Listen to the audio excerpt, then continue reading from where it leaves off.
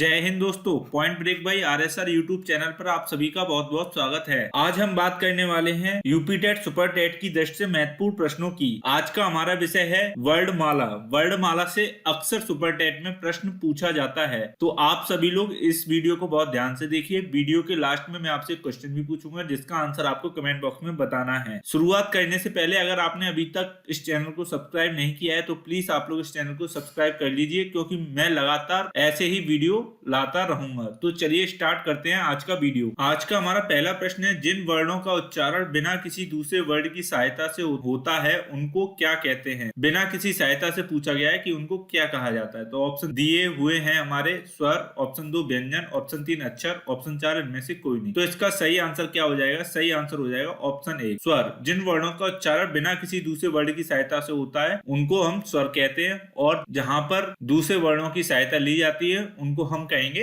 व्यंजन। आते हैं अपने अगले प्रश्न पर। अगला प्रश्न है हमारा क्वेश्चन नंबर 2, ह्रस्व स्वर की संख्या है। संख्या पूछी गई है कि कितनी है। ऑप्शन 1 है 4, ऑप्शन 2 है 5, ऑप्शन 3 है 6, ऑप्शन 4 है 7। तो इसकी सही आंसर क्या हो जाएगा? सही आंसर हो जाएगा ऑप्शन 1, ह्रस्व स्वर की संख्या कितनी है? 4। अब जान लेते हैं ह्रस्व स्वर किसे कहते हैं। तो ह्रस्व स्वर वो स्वर होते हैं जिनके उच्चारण में कम समय लगता है, उनको हम क्या कहते हैं? ह्रस्व स्वर। अब जान लेते हैं ह्रस्व स्वर कितने होते हैं या कौन कौन से होते हैं। वो होते हैं आ, ए, ओ और रे। ये 4 ह्रस्व स्वर होते हैं। अब बात की जाए दीर्घ स्वर की संख्या कितनी होती है, तो वो कितनी होती है? 7। अब यहाँ पर ये भी जान लेते हैं कि दीर्घ स्वर कौन कौन से होते हैं। तो वो होते हैं आ, ई, उ, ए, ओ, औ। ये कैसे हैं? दीर्घ स्वर। दीर्घ स्वर को बोलने में ह्रस्व स्वर से ज्यादा समय लगता है। आते हैं अपने अगले प्रश्न पर। अगला प्रश्न है हमारा क्वेश्चन नंबर 3, जिह्वा के आधार पर स्वर कितने प्रकार के होते हैं। जिह्वा के आधार पर पूछा गया है कि स्वर के कितने प्रकार होते हैं। ऑप्शन दिए हुए हैं हमारे 2 प्रकार के, ऑप्शन 2 है 3 प्रकार के, ऑप्शन 3 है 4 प्रकार के, ऑप्शन 4 है 5 प्रकार के। तो इसका सही आंसर क्या हो जाएगा? सही आंसर हो जाएगा ऑप्शन 2, जिह्वा के आधार पर स्वर 3 प्रकार के होते हैं। अब बात कर लेते हैं वो 3 प्रकार कौन कौन से होते हैं। तो वो होते हैं अग्र स्वर, दूसरा होता है हमारा मध्य स्वर, तीसरा होता है हमारा पश्च स्वर। ये 3 जिह्वा के आधार पर स्वर के भेद होते हैं। आते हैं अपने अगले प्रश्न पर। अगला प्रश्न है हमारा क्वेश्चन नंबर 4, निम्न में से समृत स्वर हैं। समृत स्वर पूछा गया है। ऑप्शन दिए हुए हमारे ई, ओ,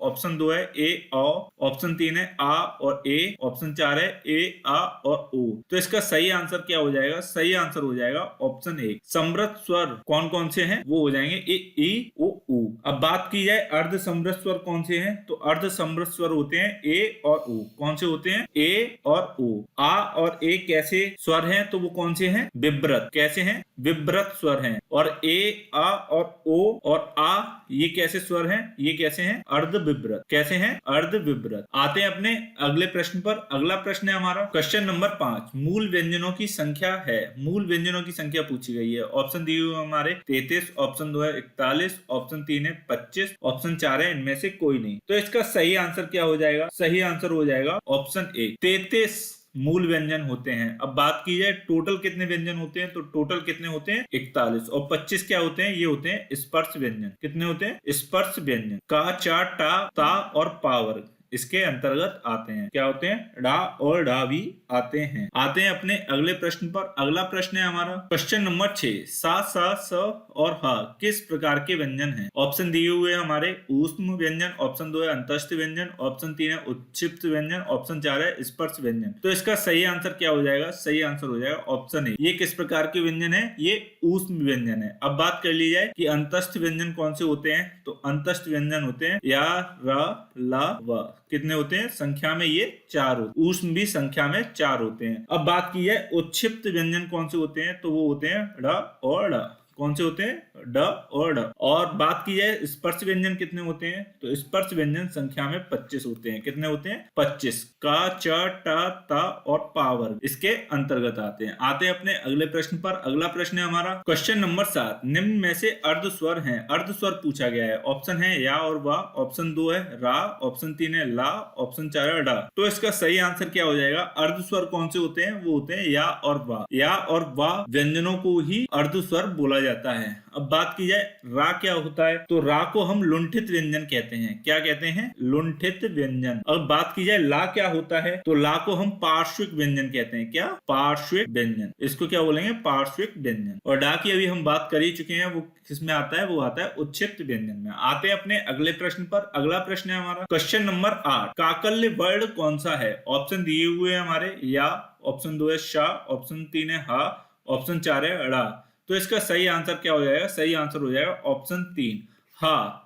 हा काकल्य वर्ण होता है। इसको क्या बोलते हैं? स्वर तंत्री भी बोला जाता है। इसको क्या बोलते हैं? स्वर तंत्री। तो ये आपको याद रखना है, ये प्रश्न एग्जाम में पूछा भी गया है। आते हैं अपने अगले प्रश्न पर। अगला प्रश्न है हमारा क्वेश्चन नंबर 9। लिखित भाषा में मूल ध्वनियों के लिए जो चिन्ह मान लिए गए हैं या जिनके द्वारा उनको लिखा जाता है, उनको हम क्या कहते हैं? तो हमारे ऑप्शन दिए हुए हैं स्वर, ऑप्शन 2 लिपि, ऑप्शन 3 ध्वनि, ऑप्शन 4 व्यंजन। तो इसका सही आंसर क्या हो जाएगा? सही आंसर हो जाएगा ऑप्शन 2 लिपि। लिखित भाषा में जो मूल ध्वनियों के लिए जो चिन्ह का उपयोग किया जाता है, उनको हम क्या बोलते हैं? लिपि। क्या बोला जाता है उनको? लिपि। आते हैं अपने अगले प्रश्न पर। अगला प्रश्न है हमारा क्वेश्चन नंबर 10। दो व्यंजन जब एक साथ मिलते हैं तो क्या कहलाते हैं? दो व्यंजनों के मिलने से बनने वाले वर्ड को पूछा गया है, उनको क्या कहते हैं? ऑप्शन दिया हुआ है हमारे संयुक्त व्यंजन, ऑप्शन 2 अल्पप्राण, ऑप्शन 3 है महाप्राण, ऑप्शन 4 है अंतस्थ। तो इसका सही आंसर क्या हो जाएगा? सही आंसर हो जाएगा ऑप्शन 1 संयुक्त व्यंजन कहलाते हैं। जब दो व्यंजन एक साथ मिलते हैं तो उनको क्या बोलते हैं? संयुक्त व्यंजन। अब जान लेते हैं संयुक्त व्यंजन कौन कौन से होते हैं। तो वो होते हैं छ,